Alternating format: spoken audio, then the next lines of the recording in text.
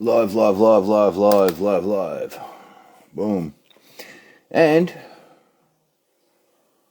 oops, here we go. Who we got going live tonight?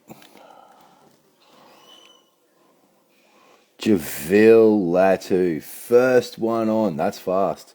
And big congratulations to you too. Awesome news. Thank you, Chef. David Chand. She's half a nitro who's on here. Thank you, Chef. Hey, buddy. Paul Briggs out of boxing. Icon. Here we go. It's all starting to jump on now. Ricky Sherbet.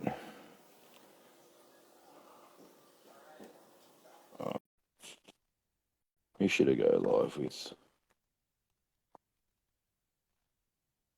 I already know who I'm going live with. Oh, hi. Hi, What are you doing? I'm in Bali. We're waiting. We're waiting to do this and then go for dinner. The Are internet, we? so I might fall out. Okay. No, you're with them. No. Hey, buddy. Hey, buddy, you having your nighttime coffee, are you, mate? Is that anything that puts me to sleep? This is the one. This is the one. Before we start ripping up all the boxing that's happening across the country and what's been going on in the last week or so, my gosh, Shotgun Shannon O'Connell live from Bali. And there's been some news. Some stuff's happened. Yeah, some stuff's happened. Actually, it was as much of a surprise, but like timing wise for me as it was for anyone. I guess I was on a flight to Bali, and as I got off the plane, my phone started going crazy, saying, "Ring me as soon as you get off the plane." And yeah, I was in the air. How good do you feel about it? Yeah, it's awesome.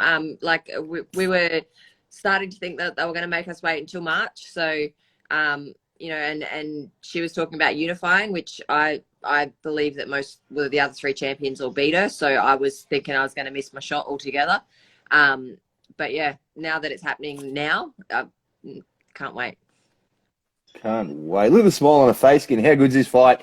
Shotgun Shannon O'Connell, Ebanie Bridges, IBF Bantamweight World Title.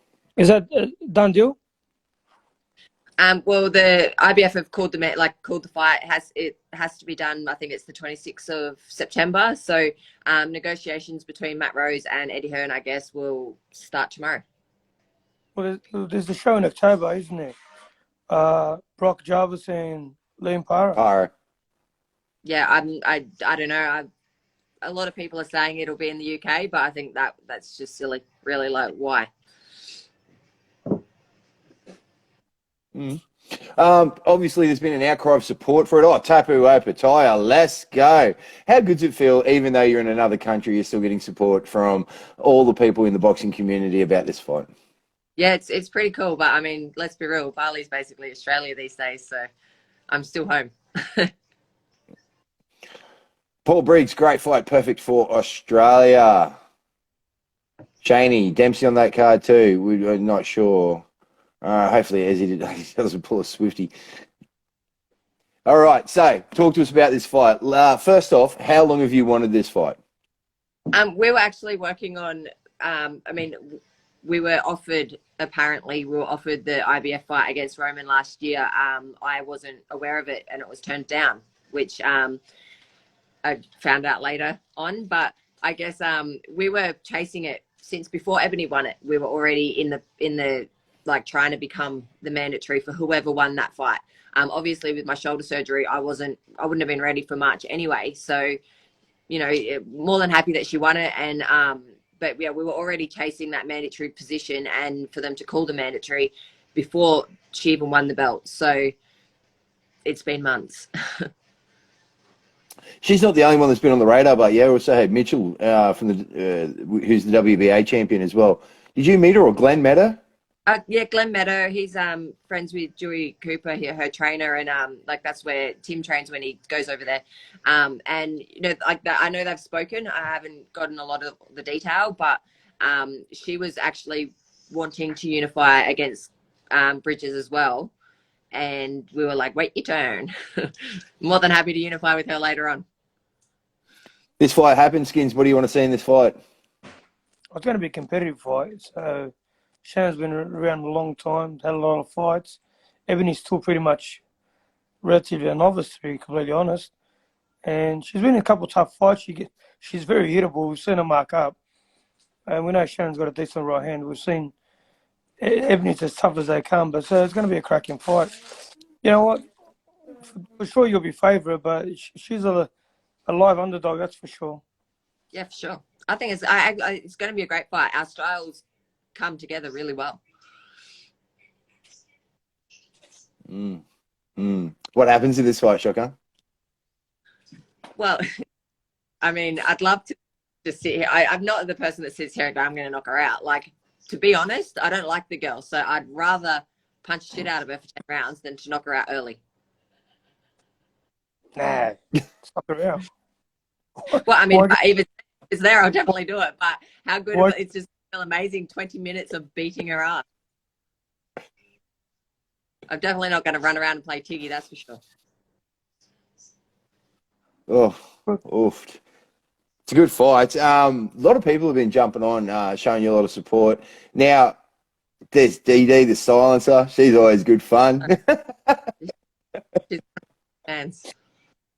She's good. Now, this because before the shoulder surgery, you'd bounce around between super bantamweight and bantamweight. Is that still kind of like the plan moving forward, or are you going to campaign 100% at bantamweight? Well, I wasn't really bouncing around. As soon as I made bantamweight, I never went back up. So, if anything, there's probably been a little bit more discussion about going to superfly. As crazy as that sounds, I made weight quite easily in my last fight. So all of a sudden I started going, oh, maybe I could drop a bit more because I'm my own worst enemy. I make Who's it super harder on myself. That extra kilo might kill you. Just taking off I did use 51 kilos amateurs. I mean, it was obviously 10 years ago, but I'm a good 118. So I think that extra bit is probably not necessary. I'm just going to stick around at bantamweight. Who's at Superfly? They're all Central and Southern American girls, aren't they? Yeah, I think so. I mean, we've got Susie Ramadan and Superfly here, so we might be able to finally make that fight happen after 10 years. I don't think she's active at the moment, is she, Skin? Yeah, they get scheduled to fight soon, I think. Japanese girl. I'm not sure who. But she was a former world champion. So. And don't worry about Skinny. He still has nightmares about cutting weight. Yeah, his PTSD kicks in when he starts giving Jade Mitchell a hard time.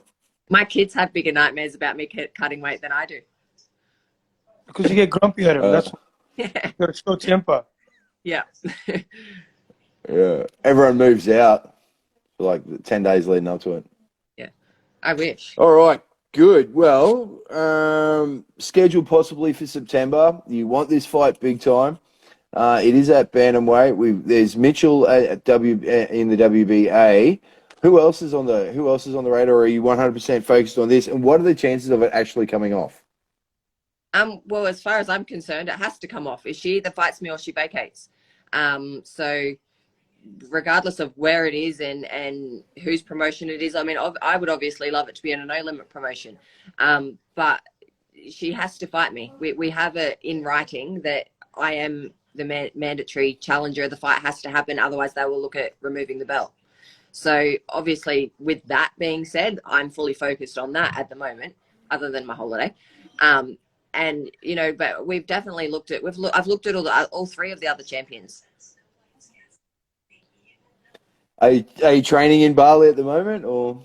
No, I'm only here for a few days. I'm back Tuesday. Oh, I'm actually back Wednesday. So I'll be in the gym Wednesday, Avi. I think that boxing shop. That sort of still gives me 9 weeks. So I actually came to Bali because I didn't stop training after my fight and I needed to have a break. So I had to force myself to have a break. And what are you walking around at the moment? Probably 59, 60 kilos. That's not natural for me. No, you're usually up around 63, aren't you? No, that's me fat. Oh. That's pretty heavy, 63, but. Yeah. What do you eat? 5 weeks before my last fight, I think. but that's me fat. I don't get heavier than 63. Like that is my max. Wow. And it's all in my face. And what do you used to box at, Skin? 55. Yeah. And what do you used to play out to? Max 63. Oh, you're so full of shit. You're so full of shit. Very disciplined athlete. 63 was the max. I'm in a week of the weighing, 63. Oh my God. Oh, there you go. All right. How big is it? Is there a chance that you could be main event for this one? Shotgun. On your own, headlining your own show? I would think so. If it's I mean, I'm sure it'll definitely be looked at. It's a massive fight. It's a good fight for boxing. It's not just women's boxing. Like, it's a good fight. So I would think so.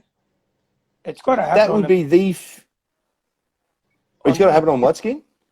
It's got to happen on that match, the Liam Parr and Brock Jarvis card. It's got to. It makes sense to happen on that card, and that's what they're talking October. They haven't booked a date yet, but I think October they're saying. October 15, I think I've heard. Yeah, but then they're saying that George Kambosos and Haney is October 16. They're not doing that. They're not going ahead with that fight. So I know Angelo hasn't got a date yet. Liam Parra, he doesn't know. He's still in America training, so they haven't been given a date. So I don't know what's going on. It'd be interesting to find out. But if it is on a no limit show, that would be that'd have to be the first no limit female headline show. Yeah. That's pretty cool too. Yeah, that's wow. pretty cool.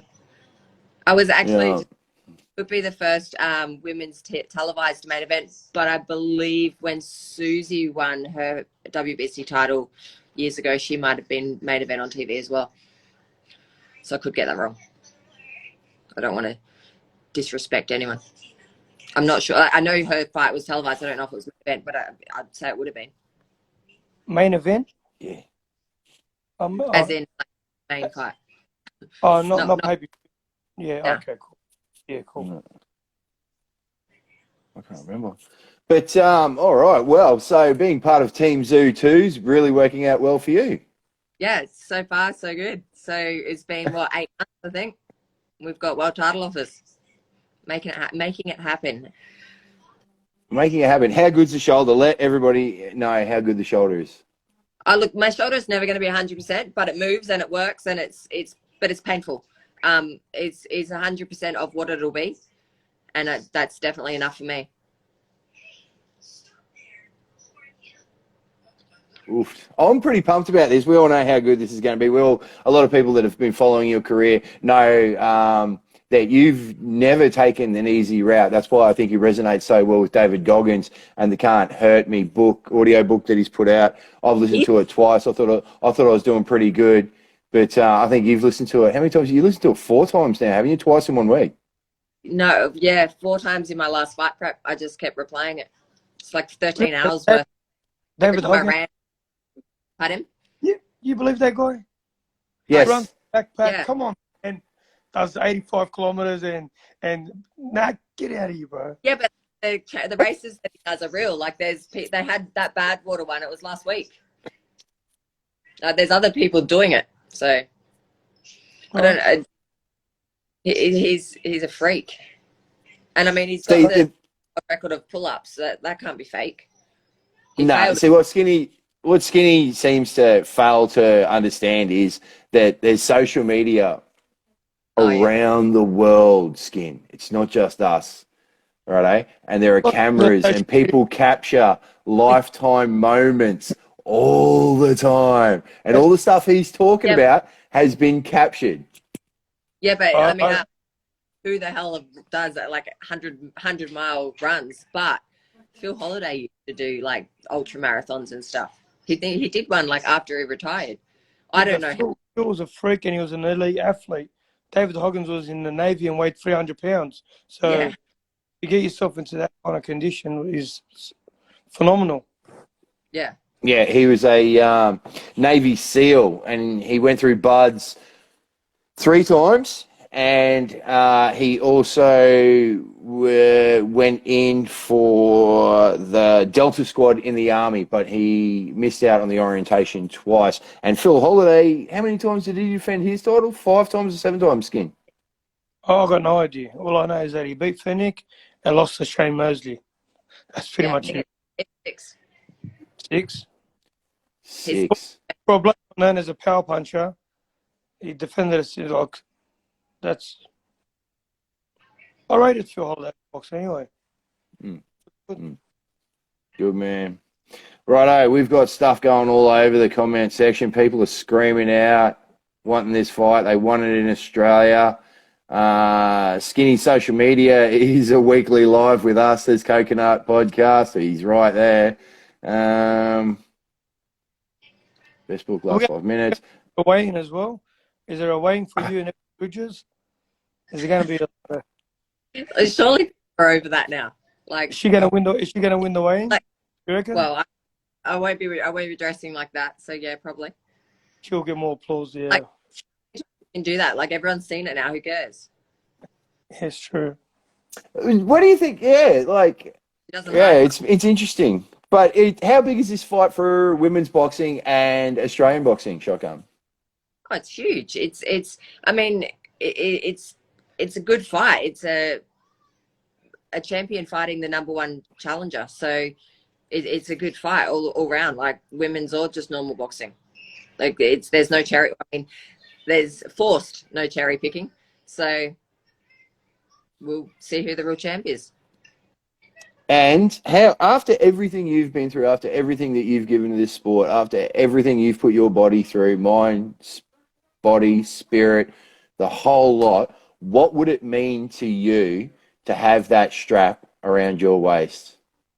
Oh, it would mean the world. I mean, I fought super featherweight WBC title, WBA featherweight title, and the IBF super bantamweight title. I'm now at my strongest, and I was always the underdog. Like, I mean, and rightly so. I'm now at my strongest weight, and I believe that I definitely have earned this shot, and this is my time. My time. Describe the moments of you handing it to Felix. What's going through your mind? There'll definitely be tears. Shout out to Callum Peters, 50 Cal, and the rest of the Australian amateur team that is about to compete in Birmingham at the Com Games. All the best team. We've got some great guys and girls there. Katie Parker, Alex Winwood, Tina, Kay Scott, Callum. Mate, so many big names. Yeah. Taha. Looking good. Righto, so you get back Tuesday, Wednesday, back in the gym, yeah? I get back Wednesday morning. Wednesday, I'll be back in the gym. I get in at like, cool. I'll be at the gym running at about 8 or 9. All right. And it's full steam ahead. You're acting like this fight's going to happen and you're training for it. Yeah, for sure. Well, from when I get back, I mean, from the date that they've set, it's about 9 weeks. So that's camp. Camp starts. Easy work. Sensei Mitch, you're more than just a boxer, Shotgun. You're a bloody inspiration to both men and women. How good's that? All right, well, we're going to let you go. Skinny and I are going to grab some other people, and we're going to talk about the fight night the other night, Nikita Tszyu versus Benny Horn, and we're going to break that down. You enjoy your holiday and come back fit and healthy, and we can't wait for you to start. Every day. Say that again? Brazilian barbecue, all you can eat every day. Enjoy. Oh, my God. Yeah. Be free. I'll probably come home 65 kilos skinny. Right, you got 9 weeks. Plenty of time. Well, plenty of time. All right, All right, Shotgun, we'll let you go. Thanks, mate. Yeah. Remove Shotgun. She's removed. All right, let's get some people on. Let's start ripping this up. Seeing that Sava's got COVID again. He's got COVID. Oh, apparently. He said he's crook. He didn't say he had COVID, but well, there's like 80,000. No. He said to me he sent me a message saying he's either got the flu or COVID. No one really knows these days because no one gives a rat's ass. No one really checks. Yeah, it's true. 100%. All right. Who we Who hating can on we today? bring? No. Don't we nothing. Don't we nothing. Don't we? I've been going at it with you. Well, stop I've sitting been going. I'm not fence. sitting on the fence at all. I'm not sitting on the fence You're at gonna all get whatsoever. you get blisters. I'm not sitting on the fence. I've been staunch in mine. Oh, Who's this and bloke? he's got. Now have a look how he's got earphones in, righto, like a professional. He Not a knows what he's professional. doing, Yeah, Definitely not. like a professional. I'll never say a bad word about Fennec or his fighters. That's it. Shut up. Shut up. It's all, All love right. here. It's all love. We're joined by Nathan Di Carlo and by Paul Briggs. Now, gentlemen, did you both see the No Limit Benny Horn Zoo card? Saw the replay. Yeah, I watched it live. Yeah. Okay, excellent. And Nath, were you at, because I didn't get the stream, Steve Wajanko's NTG fight night the other night? Yeah, I did the commentary. Excellent. Can you give us a quick run through on who the highlights of that one were? Obviously, Jack Bowen fought, Connor Dippelsman, Huda Kush. Yep. Those three of them were the main fights, really, to be honest. There was 4 corporate fights leading into it. And then, there was those fights. There was the Queensland title fight between, oh my God, it's racked my head here. Quan's fighter.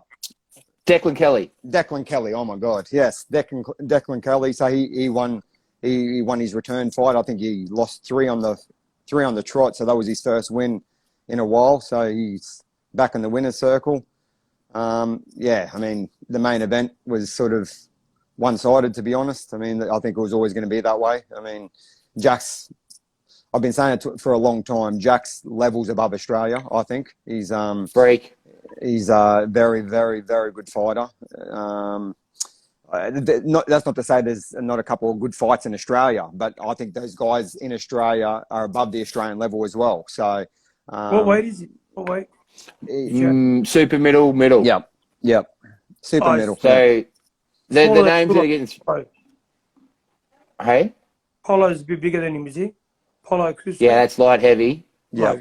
Yeah. So Rowan Murdoch, Jade Mitchell, Zach Dunn, Jack Gipp. Yeah, I think better. that's a good one. I think that's a good. Jack Gipp's a good one. I think because obviously Rowan Murdoch's managed by the same person, so that's going to be hard. But yeah, maybe Jack Gipp. I'm not sure. I mean, he's got a good team behind him, so I'm sure they'll work it out. Have you seen much of Jack Bowen, Paul? You saw him doing rounds with Tim Tszyu at your gym, didn't you? Yeah, very good. Very good. Strong, improving every fight. Level of opposition hasn't really stepped up yet, but he's learning as a pro and very, very strong. The rounds he was doing with Tim were very competitive. Like he gave an awesome account of himself. Yeah, I saw some great rounds with those boys too. I agree with you, but Nathan, he's freakishly good. But you're right, him and Jack Gipp, around the domestic scene. But again, Mateus Hapiaroa, Murdoch, you'd love to see those guys go overseas and start doing well. I've seen him do some rounds too against Isaac Hardman in his lead up to the Zarafa bout. Man, crazy good spar as well. Like really, really good sparring. Who was that with, Nate? Isaac Hardman. Yeah, Hardman and who? Zarafa. Oh, yeah, right. Yeah, so one of his last bouts. It was just earlier on this year, and that was, man, you would have paid for that sparring. It was good, really good sparring. And Jack and Isaac, yeah. Yeah. I mean, because I think is Murdoch still around? Yes. Yeah. He's got no fight day. He hasn't fought for since he came back from England. He fought Les Sherrington on one of Gareth's shows end of last year. Nate, September? October last year? And to be honest, that's a common opponent because Jack Bowen fought Les Sherrington as well. So, I say this respectfully. I love Les, but I mean, he's well past his, expiry date. And I think it was just sort of it was just sort of like a keep busy, you know, sort of getting under the bright light sort of thing, you know. Les in his day would have been, you know, competitive, but yeah, it's a young bull against an old bull, mate. So, yeah. You had a bit to do with Les, didn't you, Paul, back in the day as well? Oh, I did a bit of sparring with him. He was on his way up. He was just a young fella beginning. We did rounds and everything, but then he went on. You know, I didn't have a whole lot to do with him. I see him every now and then, wave to him in the park. He's a good bloke, really good guy. Well, he beat Shannon Taylor back in the days. I know Shannon was on the decline and a bit heavy in weight, but he did get a win over Shannon Taylor. Yeah, It's not an easy task. Shannon was a great. Connor Dippelsman, we're hearing really good things about him. How good did he look? Yeah, I was impressed. And is the hype real? I was impressed. He did everything. He made some mistakes, but it's his pro debut. He had a big amateur background.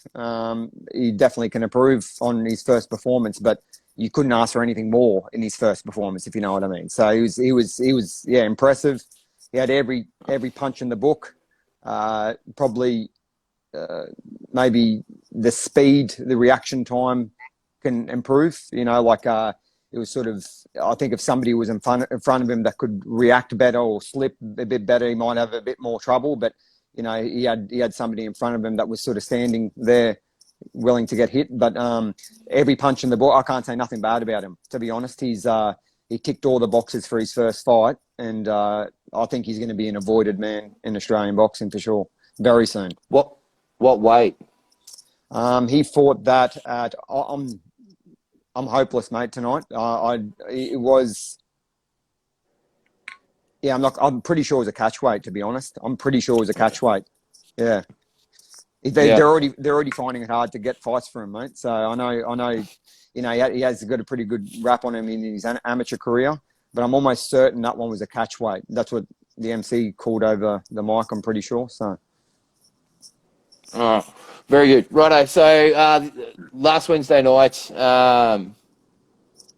we had Nikita Tszyu versus Ben Horn. The undercard went as such. Angel Rushton getting a win in her debut against Aisha Abid. That was pretty. I thought Angel came out looking pretty good. Did anybody else see the fight? No, I didn't see it. That was off the coverage, I think. So.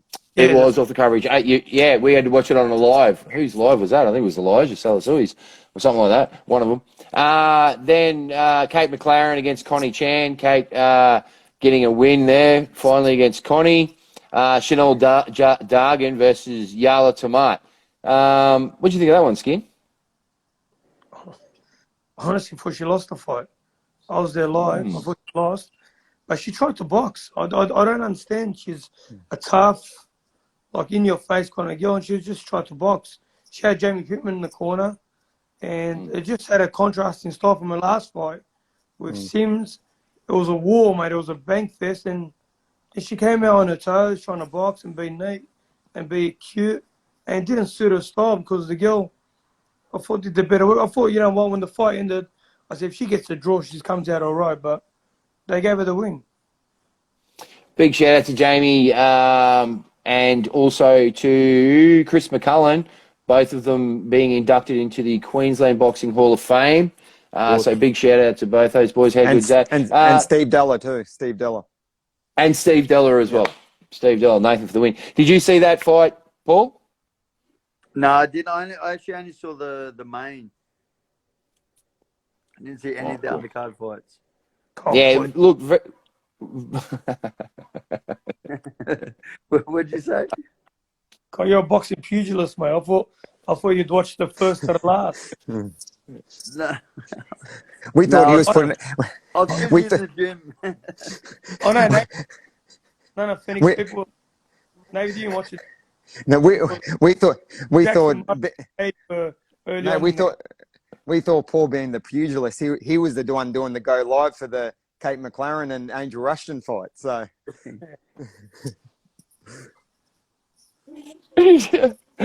I'll say this though: how healthy is female boxing at the moment in Australia? 4 fights on that card. Well, it's probably, to be honest, I don't think anyone would begrudge me in saying that probably internationally and nationally, the two best fights so far have been two women's fights. Yep.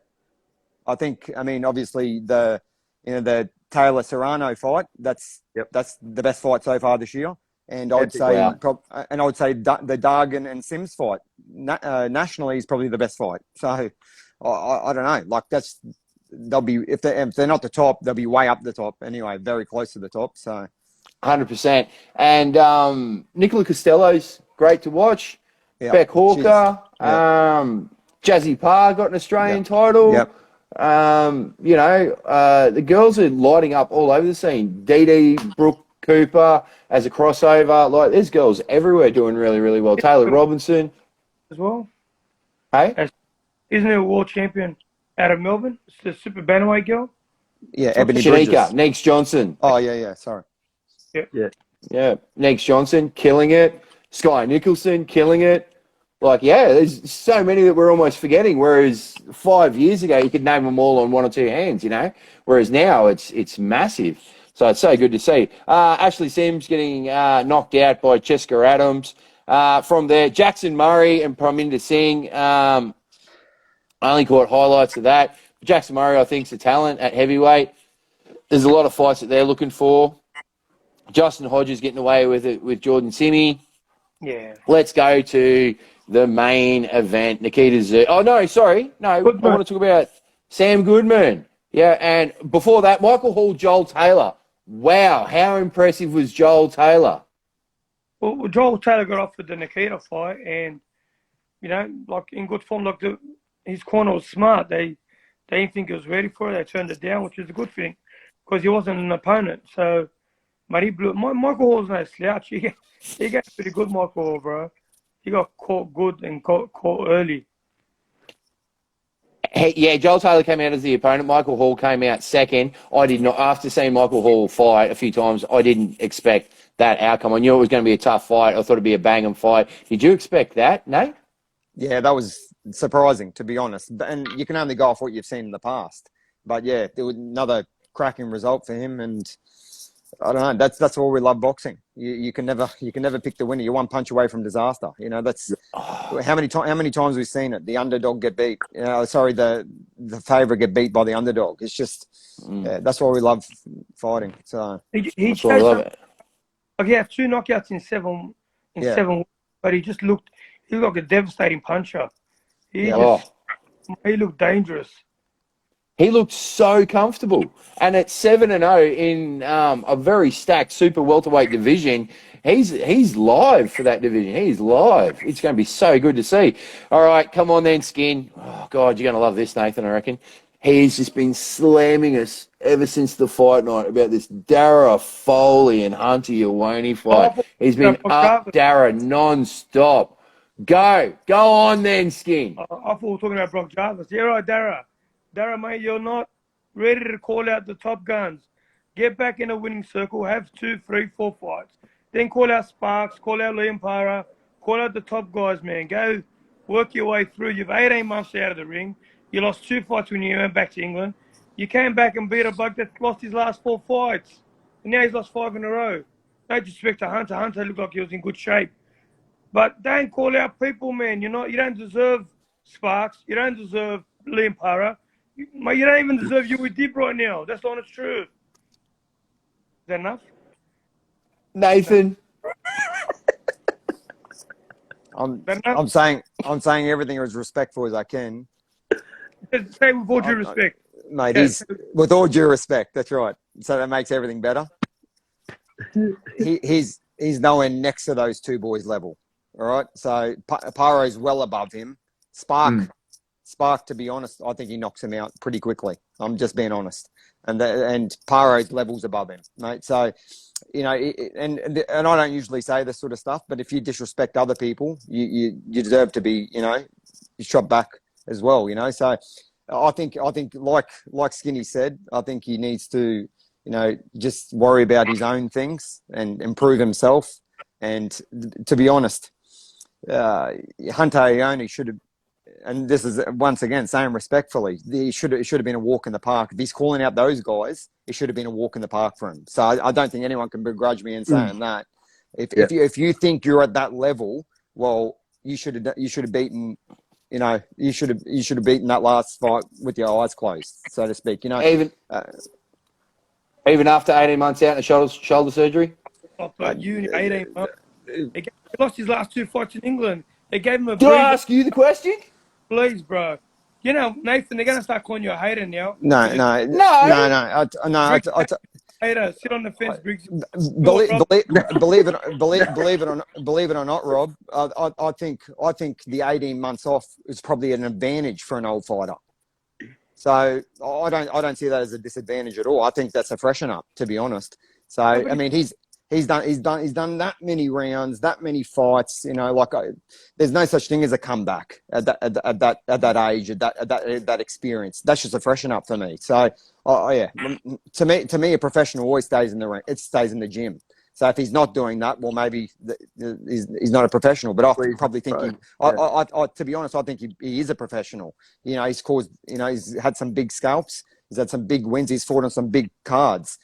So I think he is a professional. So what I'm trying to get back at, I don't think it was a comeback. I think it was just a freshen up, and you have to get things sorted, obviously health wise, and he did do that. So, but all I'm trying to say is, I think if you're calling those guys out, you need to get rid of Hunter Ione pretty quickly. You got to remember, Jacob NG, who's one division below him, knocked him out pretty easily, So and he was one division, not a noted puncher. Exactly. I mean, and he's one division lighter, So, I just call a spade a spade. That's all. And that's when Hunter wasn't an opponent.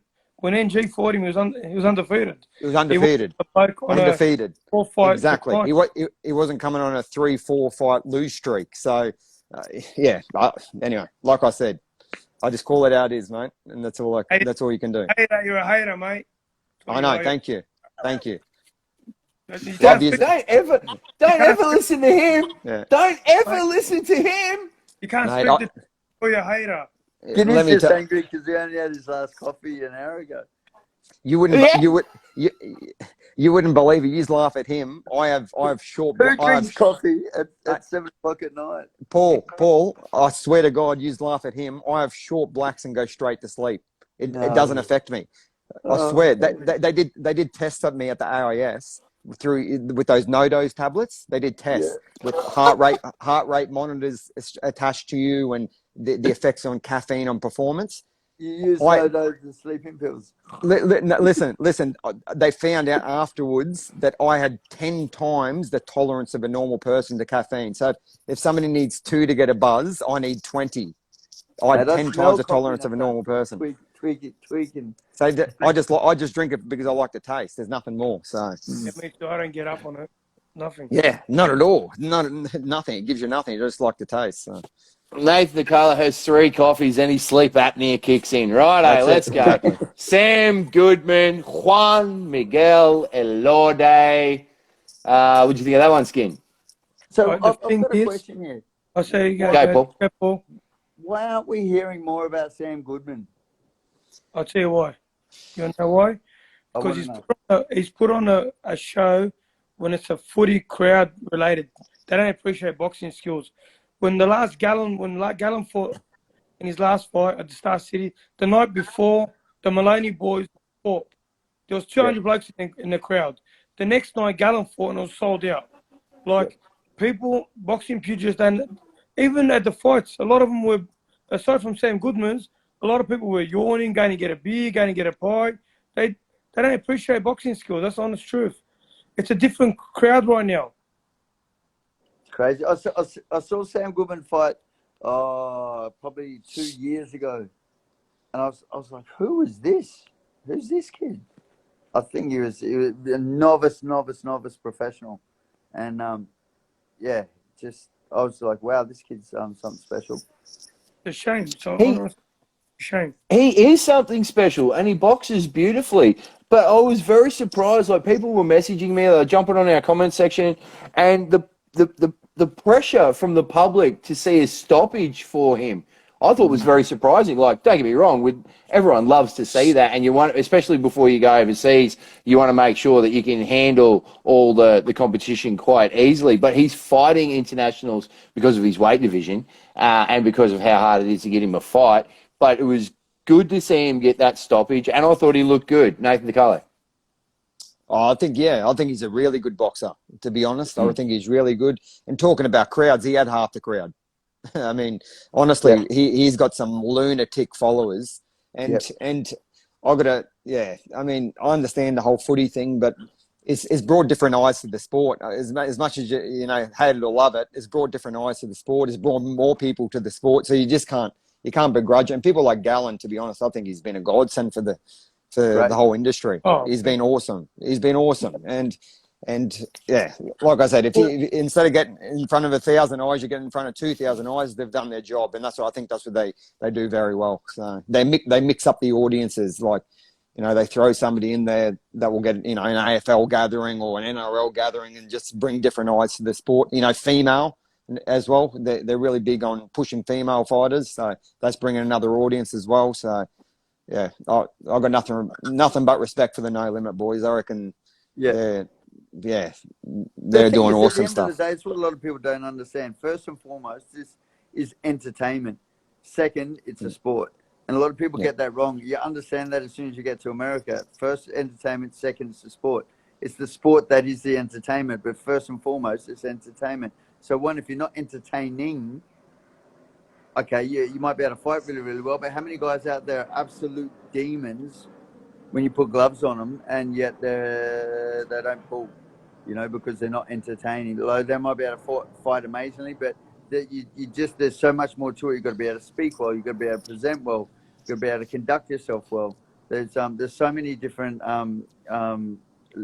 aspects to this, and I think, and then this is what we talk about when you talk about a complete package. You know, when you get that guy who is a little bit articulate, can string his sentences together. Look at the Ryan Garcias of the world. Like, I don't personally like him, but good looking, can talk, can fight. What else do you need? You know? And he's got 18, 19, and 20-year-old women now tuning into fights. That's what I'm saying. Exactly. That's what I'm saying. They're just pulling the crowd that wouldn't normally come. Yeah, exactly. The king. What happened to me? Say again? No, little Bo Fennick. Now he's jumping on the fence. He was Here we go. Fan of Nathan. Here we go. Love him.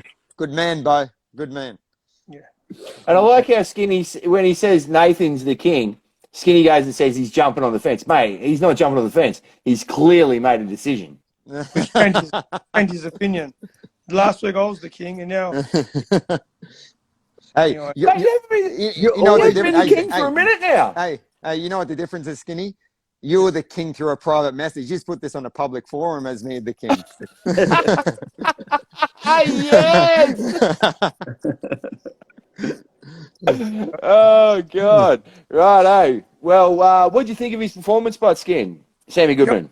I honestly thought that after 3 rounds he could have sort of jumped on and put the pressure in terms of higher work rate. I reckon he would have got the bloke out of there in 5 or 6. It did go 8 rounds, and he didn't get him out. The referee did save the guy from further punishment, but it was neat. It was tidy, no risk. You know, he took no risks. He barely got hit. He came out. He can fight the next day. He was that clean after the fight that, like, he took no punishment at all. But yeah, we want to see. I want to see knockout.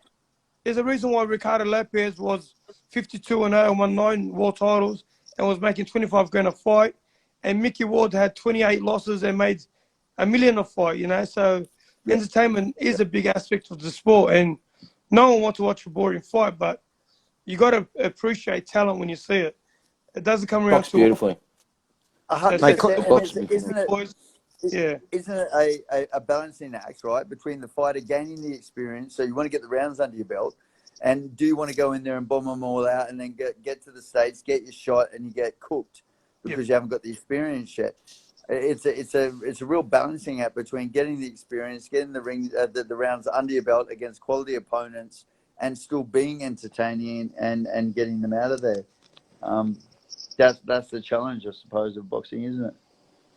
Nath, you commentate a lot, so you're always close to the corners. You can hear the corners a lot for some time, or most of the time when you see where they've positioned you and Andy for commentating, you're always very close to a corner. Are you hearing, do you ever hear of coaches instructing their fighters now to take more risks to be a little bit more entertaining, or everyone's just like, if it's there, they take it kind of thing? No, never once. I mean, sometimes we're wide into the corner, depending on the production. Sometimes we're not. But yeah, you're right. Even if we're not, we hear a lot that goes on in the corner. To be honest, it's never really, let's do that for the crowd. I've never heard that. To be honest, that's not a good coach for me. If they're saying to do that, they're the wrong coach. So it's about, and to their credit, 99% of people, it's about sticking to their game plan. Everyone's created a game plan and to stick to it. But, there is some times where the game plan isn't working. And some of the more, it's the smarter coaches, they're saying, okay, or there's a cut or there's something that's changed the fight. Let's change it up. But I believe that the best, the ones that don't panic in the corner are the best coaches to me, because if you've got a panic corner, well, what's the fighter feeling? They think there's something's wrong here. I need to start doing something different to what the game plan was to try and change things up, which is not entirely correct, But so to answer your question, I've never heard anyone say, let's fight for the crowd, So Bingo. Unique Classic Cars says Errol Spence stops Crawford. Luke Scullion's in there. Boxing BTS is in there. Crawford wins. Unbroken. Yeah, Crawford's amazing, but we don't know. It's always a 2-horse race. Who else we got? People hate Garcia. 9% of the people watching want to see him get knocked out. We said that about Mundine. Mundine brought the sport back to life. Like everyone, like you came to watch Mundine. Half were on the fence. They wanted him to lose. The other half wanted him to win. And he's the best thing that happened to Australian boxing after Costa Tszyu. Yep. I mean, after Jeff had his reign, then Costa Tszyu came through. And there was nothing happening in boxing in the late 90s, early 2000s, The Paul Briggs, the Danny Greens came in 04, 05. But before that, there was nothing happening. And Mundine, mate, like, he was a godsend for the sport. Gave every Aussie a payday. He didn't duck not one Australian fighter. He fought everyone. Mark Bajera, Ian McLeod, Nate Hamden, Guy Waters. He didn't. Sam Solomon numerous times. Like, what was Ricky Thornberry 3 times? You would have fought Sam Solomon 3 times. You'd be mad too. He fought him 3 times. And whether people had their opinions on him or not, you got to remember, after his 9th or 10th fight, he went overseas and fought Sven Odke in his backyard. And was beating the piss and pick handles out of him. Was boxing his ears off. And he was boxing Sven's ears off. He didn't get knocked out. You can't get knocked out like that. He was gassed. He was gassed because he didn't have the experience under his belt. He didn't have the runs in his legs, and that's simple as that. But let me tell you, if he did, he would have beaten him easily, convincingly. I got told something a long time ago, and it stuck with me my whole life, my whole career. They said, and it was overseas in a training camp. One of the Cuban national coaches or something. He said, if you can beat somebody in the first round, you can outskill them in the first round. You can outskill them the whole fight. So it's just keeping this right. And having the legs underneath you, because if you can mash them in the first round and outbox them or outskill them in the first round, it's the same person in front of you. Yeah, there can be different game plans attached or intensity come, but I think that's 100% right. And you could see he didn't do it for 1 round; he did it for 7, 8, 9 rounds. He was outboxing him. So good, and just got caught late. So that. But yeah, that was just a nightmare in that clinch. He kind of got hit with kind of like a hammer fist on the side of the temple by Otke. But he was boxing the ears off him. He was talking to the crowd. That's all it was. Only fatigue. Fatigue got him out. Yeah. Otke wasn't known to be a puncher and never hurt him before that fight. You know what I mean? The whole 8, 9 rounds, he never got touched. But it was just fatigue, mate. His experience. Then he comes back and he fights a monster like Kessler. Yeah. I keep on maintaining it to this day. His best performance was a loss. That fight against Kessler was his best fight. Yeah. It was his best fight. No one gave him a hope. And let me tell you, on another day he might have got the decision. You know, like he was just he was unbelievable that fight, and he looked half the man of Kessler, half. Yeah. Like you could Kessler see was a beast.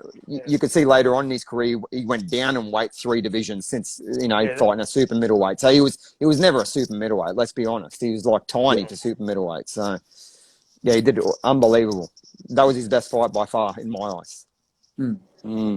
Righto, let's go. Nikita Tszyu versus Ben Horn. I'd just like to say that I was the only one that said that Ben Horn would go more than 2 rounds because he's durable and he gains momentum in the later rounds. If you have a look at Lockie O'Shea, look at Ben Kite and a couple of others, I could see that there could be, if Nikita didn't get him out of the first round, that was going to be the case.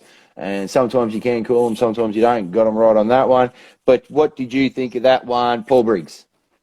I thought it was a perfect opponent for Nikita at this point in his career.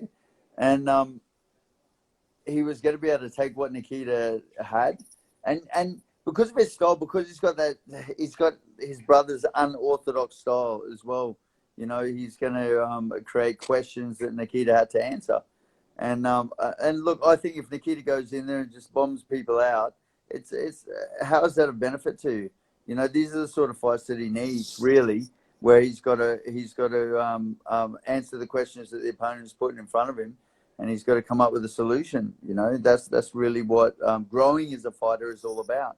So I thought it was a perfect fight for this point in Nikita's career. And, you know, the other thing that I sort of get a little bit sick of hearing from people, when they turn around and go, it was a rubbish fight, just because Nikita didn't walk out and bomb him out within 2 rounds. And you sort of look at it and think, well, hang on a sec, why take away from Ben Horn, who is durable? I mean, the Horn name, they're durable guys. And they're awkward too. Like Benny's awkward as hell. So I just thought, he just kept stepping up for Nikita, kept stepping up, and really made Nikita work for the win. So, Nathan? Yeah, I think, you know, everyone can be keyboard warriors, mate. But Ben Horn was never going to be easy to get out of there. Like, he's a tough man. Like, I've called heaps, you know, a couple of his fights now. He always gives everyone a hard go. You know, Nikita having his 3rd fight, really, you could arguably say his 1st fight, because he went 2 rounds. You know what I mean? Like, this is what people don't understand. He's gone 2 rounds before, you know, 2 or 3 rounds, whatever it was before that fight on Wednesday. Now, Ben Horn, no one hurts him. Like, Jeff Horn, his brother, even said to me, you know, man to man, he said, mate, he can take a hit. You know, like, Jeff Horn's was a big puncher back in his day, and probably still is. You know, the last thing you lose is your power. And he said, mate, you can't hurt the kid.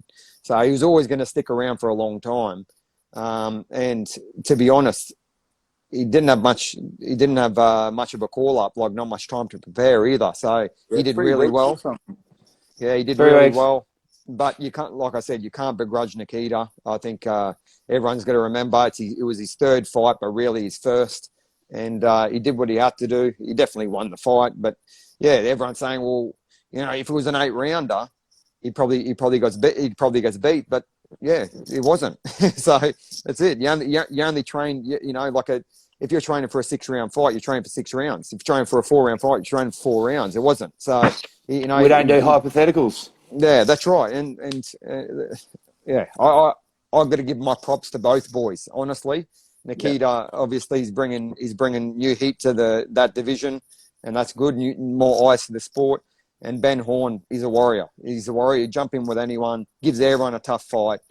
Mate, you could be a world champion in there or give him a tough fight for a couple of rounds. You know what I mean? That's just the way he is. He's just a hard man. So he's the sort of fighter, and, you know, the boys down the bottom of the screen will attest that it's the fighter you don't want to fight, because they've got nothing to lose and they just don't care. I just remember some fighters, you just keep on punching them and they just they just thrive on it. So they're exactly. And when they're awkward as hell as well. Yeah, you know, coming like from all different angles. Grabbing you and wrestling you and hitting with punches that you're not thinking are going to come, and all those kind of things. That's that's a true test, really, for a up and coming professional. But what a testament to the Tszyu name, really, for Nikita to be headlining with his few fights that he's had as well. So What do you think? Boxing just keeps winning, you know. Boxing keeps winning. What did you think, Skin Eye? I'm not as nice as you two guys. Go. Nowhere near as nice as you two guys. I honestly Go. think No Limit have said, you know what are we going to do with these kids right now? You got guys like Liam Parra, Liam Wilson, you got Harry Garside, both superstars. Like, what do you do with Nikita now? Honestly, what do you do with Nikita? Honestly, if you can't blow out Benny Horn, I'm not discrediting what Benny is. Benny's tough, but he's there to get taken out. He didn't take him out, but he didn't win every round convincingly. He got hit and he got tagged he got hit in pockets. Like, it's one thing dominating a fight and the guy's durable and he's very defensive and awkward and you can't get him out. But then there's another thing when you're getting hit in the process of taking risks. So he took risks in that fight. And like in other fights, bigger punches, more credible guys, what do you like? You can't pull him back and you can't move him forward now.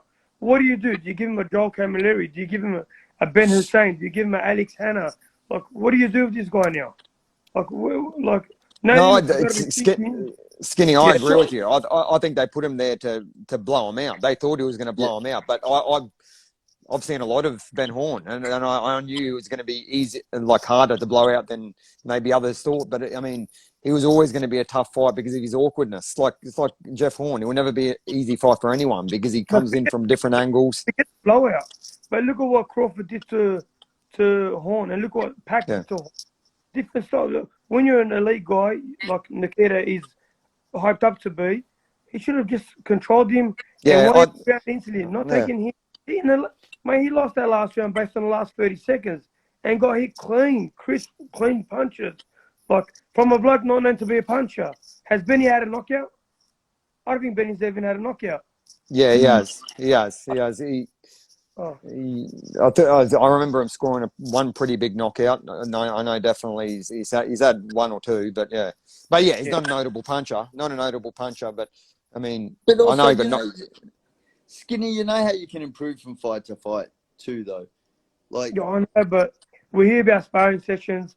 We hear that the kid, he's been here. Yeah, he can be, touched up. So I don't know, man. You might be the butcher. It's entertaining. The name, the walkout's amazing.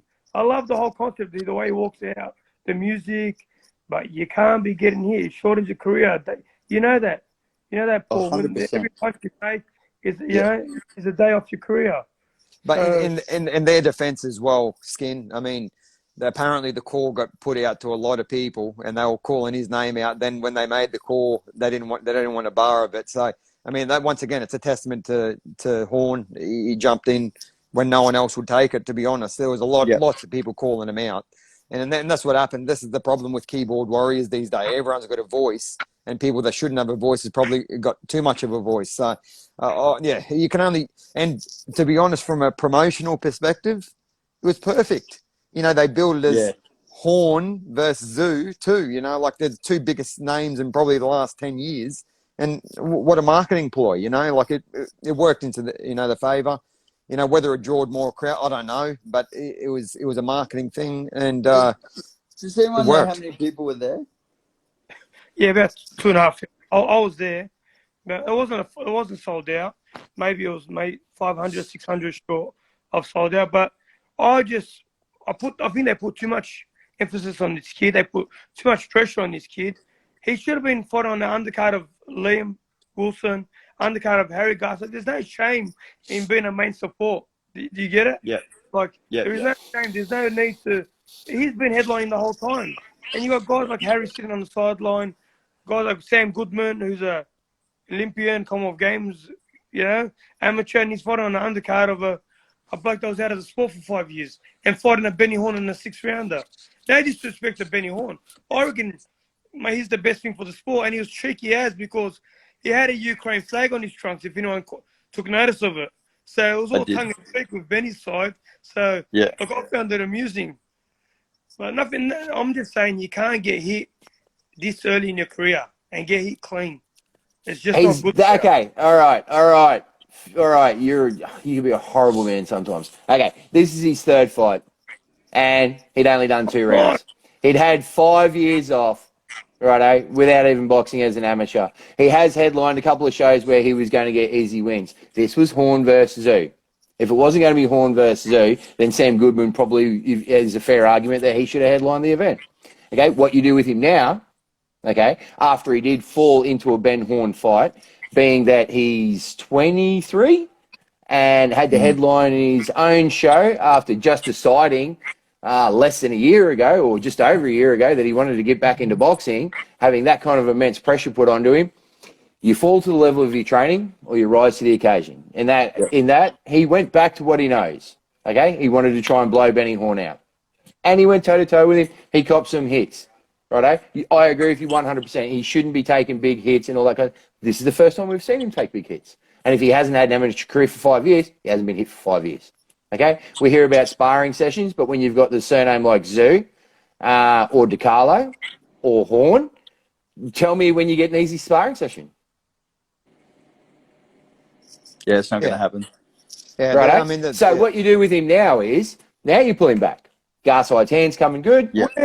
Liam Wilson beat Joe Noine. He's now beat Mateus Rueda. We can start working with Liam Wilson again a bit more. Sam Goodman's almost there. If No Limit get the O'Connell and Ebanie Bridges fight, you can then pull him. And there are plenty of guys. If you don't think the phone's ringing, if they were avoiding him before that Ben Horn fight, you think they're avoiding him now, they'll be ringing. The phone will be ringing off the hook. He'll be able to choose. And smart.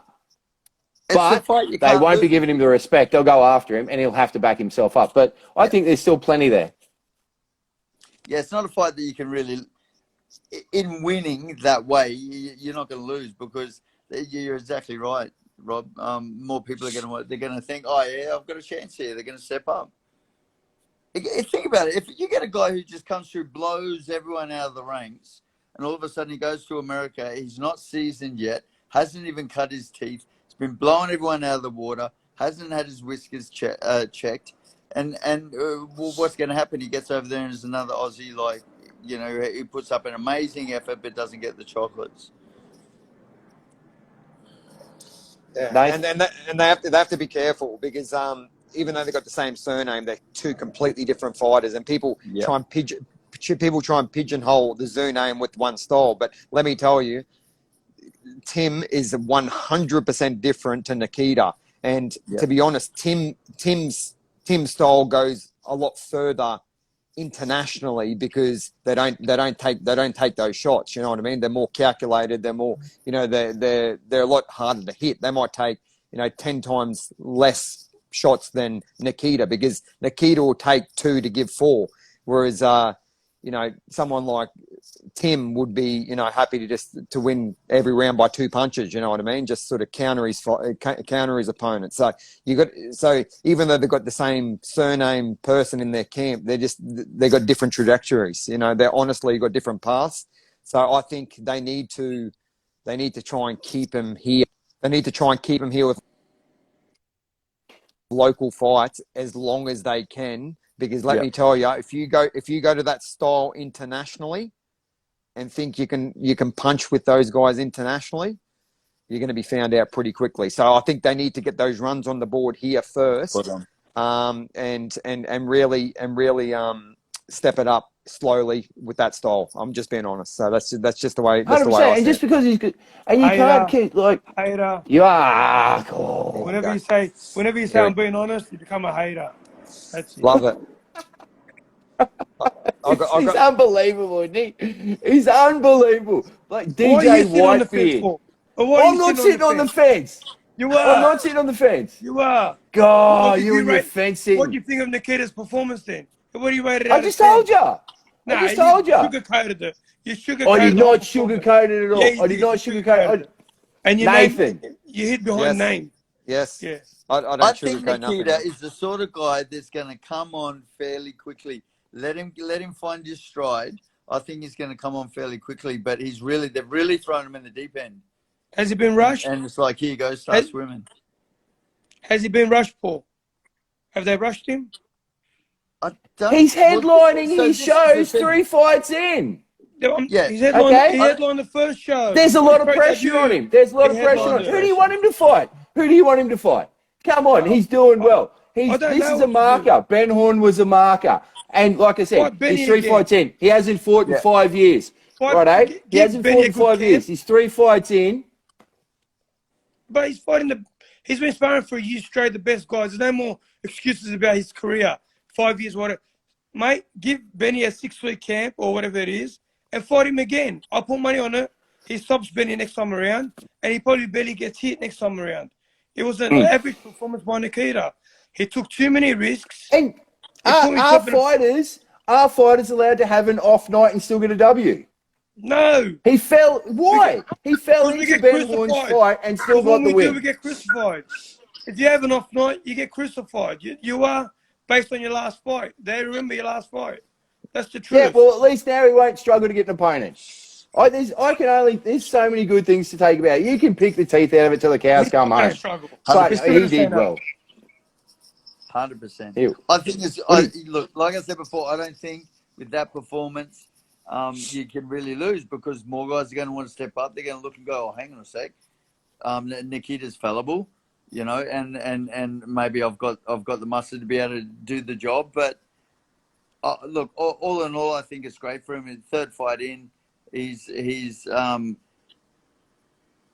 learning. I'll tell you something else, right? I've been in the gym. They've done a couple of preps in my gym now, and the hardest thing for Nikita is to run his own race and not try and keep up with Tim, because that's going to be one of the hardest things that kid faces. Is the fact that he's just got to find his own identity and take his time with the way that he goes. Because I watched the prep with both of them in the gym. The last fights before I think it was Nikita's second fight and before Tim went to the States, and it was the biggest thing was just like for Nikita to relax, slow it down, and go at his own pace and not at Tim's pace.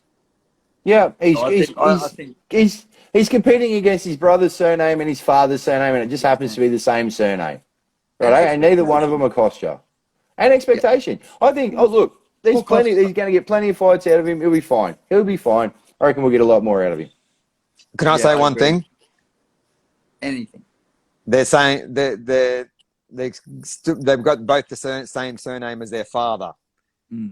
I'm saying that respectfully because their father's got the surname. Tim's doing great things and stuff like that. He's doing awesome, but he hasn't become a world champion yet. He hasn't become a unified champion yet. Everyone, like, honestly, their Zoo name internationally is massive. It's really highly respected. So I think it probably disrespects Costa by saying he's living up to his brothers and his dad. They're living up to their dad's standard. Mate, I think Tim's got all the ingredients to get there as well. Because like I said, he's got that style that can really upset the apple cart internationally, but he hasn't got there yet. So they've got all the pedigree. They've got all the right pedigree, but it's strange that two guys with the same surname, two kids with the same surname, are going on completely different paths because of completely different styles, like I said earlier on the piece. You're going to have to manage them completely different. I mean, they got great manager like Glenn Jennings. I'm sure he's a champion bloke. He knows what he's doing. He knows what he's doing. But they need to, I think, get as many fights here as they can before going internationally with that style. And if you think Igor's not going to watch that fight, of course he was there in the corner, and not take Nikita back and go, okay, right. So you've gone out there, you've been very entertaining. We've made a big name for ourselves. We've headlined a couple of times. You've blown a couple of guys out. Here's a marker of where we're at with Ben Horn. Let's get back on that jab. Righto? Let's pick our shots a little bit more. And I'm telling you, Nikita's going to listen. He's going to respond. He will rise. He will fall to his level of his training. He will get better skin. Yeah, I'm not bagging Nikita. Nikita's sensational for 3 fights. But has he gone stale with...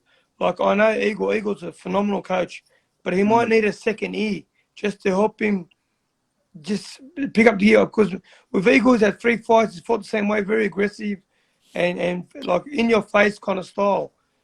he might need a defensive guy just as a second, because you've been with Eagle for 12, 13, 14 years. It does get stale sometimes, and you do lose the motivation to rock up and perform every single day. So some fighters don't sack Eagle. I'm not saying sack it, but bring someone in that can help. No, I'm just saying bring someone in that can help you and lift up your game, because obviously his style is going to be the same. What he does with Eagle is what he does all the time. Just bring someone into the camp that can help him a bit. That's what I reckon. You're out of control. No, but if I sent my boy to Steve Dillis for 2 weeks and I said, mate, go, Steve Dillis is a knowledgeable bloke, Alfred Dakar is a knowledgeable bloke, Billy Hussein is great, the guys in Melbourne are mate. I'm not insecure about my fighters. If they don't want to be with me, don't be with me. But just to freshen up, a different ear, different opinion, different. Like when I sat with Della, I learned different things with Della, even when I was with Fennec. 100%. It's just how it is. You just pick up I one got or two one of my two boys things. down there with Skinny now. Yeah, there you go. He came the other day. There's nothing wrong, mate. You took, yeah, it is what it is, mate. So there's no shame in everyone. Took a real risk with that one, didn't he? Yeah, he did. I almost pinched him off here. I was going to sign a contract, but yeah. I just said to him, no coffee past 7 p.m. Yeah, well, unbelievable. Very disrespectful. He didn't bring me a coffee on the way in. He didn't bring a coffee, bro. Mate, when he's got to buy his own coffee, it ends up on social media. Unbelievable. Now you got to do something. Let me tell you, when Skinny's buying his own coffee, he's going to 7-Eleven. But when he wants, when you're buying the coffee, you're going to Campos, brother. That's Campos or Toby's, nothing else. Mate, he's knocking on doors in Lakemba via Preston. He's trying to get a favour out of someone for a free coffee, I'm telling you. Shout out to Nader Hamden and Ebanie Hussein. Who are you coming for, Benny? Let me know. Nikita or Alex? Well, he's got an IBO middleweight regional strap now. Yeah, he's doing good. I think he reckons he can make junior middleweight, which is a good thing. Well, he usually fights at super welter. There you go. All right, well, there we go. We've got some big fights to look forward to. I'm glad we brought this card under wraps. You're a hard man to please sometimes, Skinny. Saying Paul Briggs, Art of Boxing, Sanctum Forge, Nathan Di Carlo, everyone's favourite commentator when it comes to talking all things ace, boxing, and Boxing Bazaar. He's biased. With Andy. Thanks, Shut Rob. up. Thanks, Nate. Shut up. Thanks, Skinny. See you later. Bloody hell. Hey, I'll meet you at 7-Eleven. Yeah, no doubt. Rocky. No doubt. I'll be 7-Eleven. I'll see you there soon, brother. Hey, who are you picking? Because Para's in your team, stable, and Brock's your best friend. What's going on there? Are you going to be sitting on the fence? Hard Jeff's fight a good for Brock. friend. Yeah, no, Hard you know fight what? for Brock. I'll tell you who wins. Boxing wins. Yeah. You're a Good night. Good night. Skinny, I'm who out. you got? I want to know who Skinny's got. I got Who you Liam. got, Skin? I got Liam. Yeah. I think boxing IQ alone, I got Liam. Just boxing IQ. Yeah. Who you got, Paul? I still reckon it's a. Yeah. I still reckon 50-50. Kudos to Brock for stepping up, but I just think Liam's red hot at the moment. Red hot.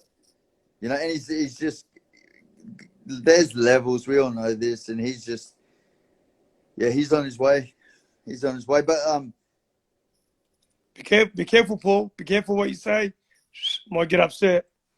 I think that you know what though, stylistically, like Brock's going to give Liam a lot of things to think about.